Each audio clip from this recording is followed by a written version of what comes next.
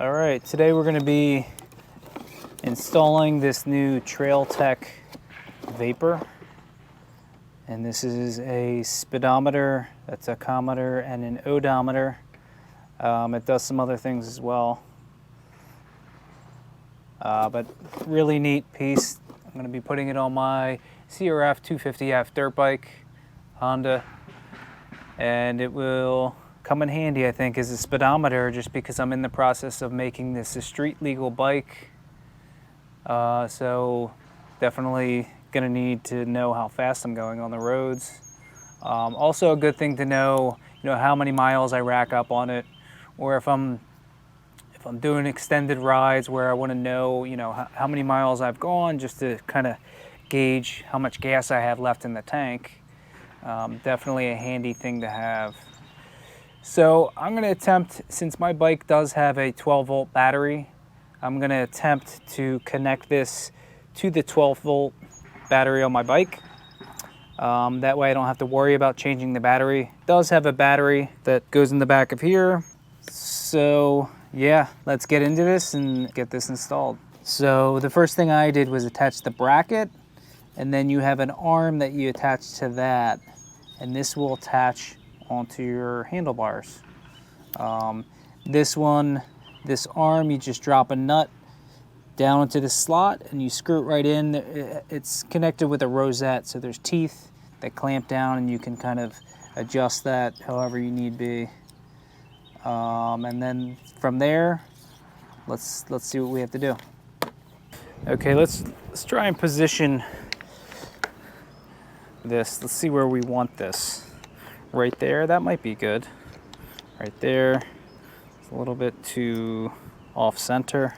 So I think this is actually a good point to mount this. So let's see if we can get this over the bars. Should be able to just push right on. Okay, that's pretty good there. And then some fine adjustments, because I don't want it sticking up too high.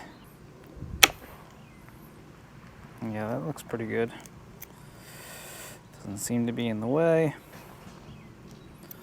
And then you can take these other two screws, or this other screw.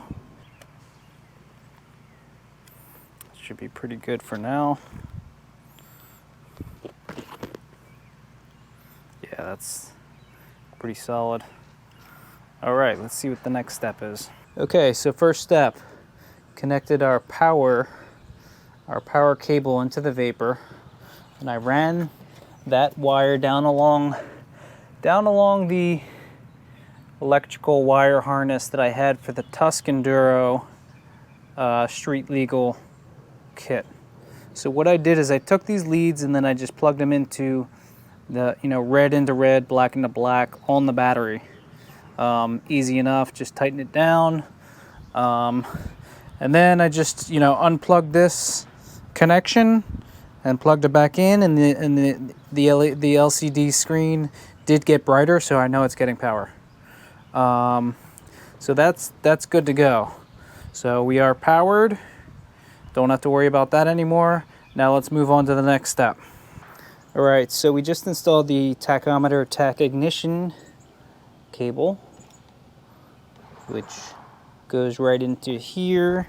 And then what we have to do is we have to put it on the spark plug, either the cable or the boot, either one works. Wrap it around, wrap the red part of the wire around at least 5 times. I did quite a few more times than 5, like 7 or 8, just to be safe. And then I just tied it down to make sure it's all making a connection. It's all touching with 2 zip ties. I'm gonna trim those up. But then that connection should be good to go.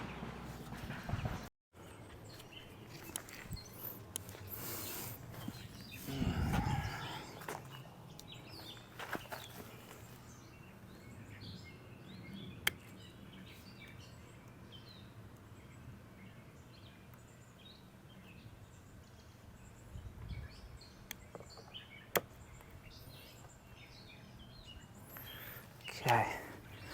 All right. So, moment of truth. We've got this Trailtech Vapor installed.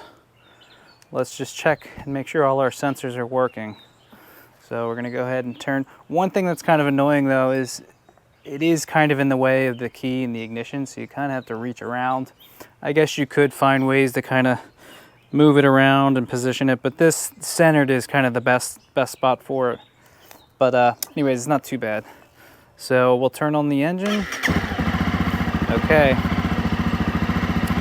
So hopefully you can hear me over the engine. You see the tachometer is working. We have RPMs.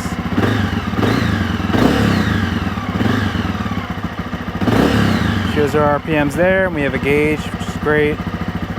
We have our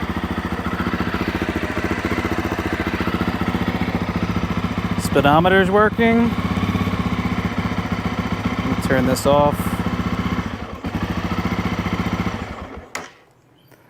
Turn this off for a second. Speedometer is working. So we connected this cable here all the way down. There's a sensor that you put here on your fork, and on your rotor you replace one of your bolts with this magnetic bolt. And what happens is when it spins through the axis of your sensor, and that's how it can gauge your speed. Now you do want to set this up so it's not going through the center of the sensor, the magnetic bolt, but it's going through sort of the bottom part of it. So you can see it's that bolt there that's magnetic. It's the one that you replace, and then it passes by this sensor. Sensor's a pretty thick cable. I just attached it, zip tied it, and ran it along the brake cable. So that's pretty good. It has this little connection piece here, and then mine did not come with a sticky. It came with holes to screw into somewhere. I don't know. I don't know if you can screw into these forks or not. I thought not, so for now I'm just taping this up pretty good. It looks a little janky. I'm gonna have to fix that up and make it look a little bit better, but it does work. And mine did not come with the sticky, so that's why I just have it taped. But that's working, you know, just fine. So speed is good. We have our tachometer, getting our RPM, which is also good. And we have power to this, to our battery. So we are good to go. There is one other sensor that you can connect to either the spark plug or the radiator to get the engine, the heat of the engine. I'm not gonna do that right now. I don't need that one as much, but I probably will in the future.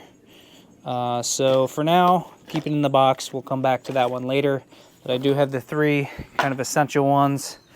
You know, power to it, speed, odometer as well, and our RPMs. So we are good to go with that. And that's one step closer to getting this thing completely street legal and getting on the road.